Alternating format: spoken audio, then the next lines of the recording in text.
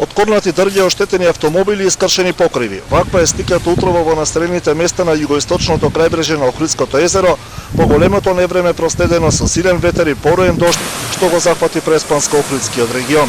Беа причинети материјални штети пред се поради превартување, корнење или кршење на постари дрвја, кои што на околните објекти и опреми направија одредени материјални штети. Тоа беше манифестирано во населените места Трпеца, Љубаниште и комплексот Свети Наум. Силното невреме во Трпеца оштети угостителски објект над кој опасно е надвиснато дрво. Па да, постои опасност, за уште неколку дрва се во критична состојба.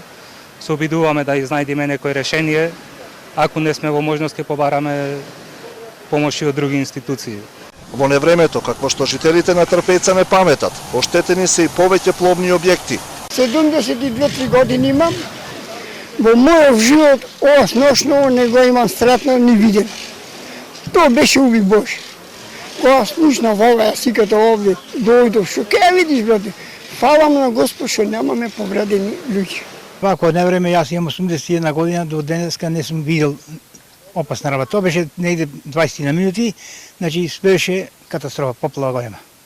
Штети на времето предизвика и во Љубаништа, во истоимениот камп, како и во Свети Наум. Ова возило, собственост на Рента Кар агенција, е сериозно оштетено кога врзна го паднало големо дрво. За среќа, во инцидентот нема повредени. Во комплексот Свети Наум предизвикана е поголема материјална штета.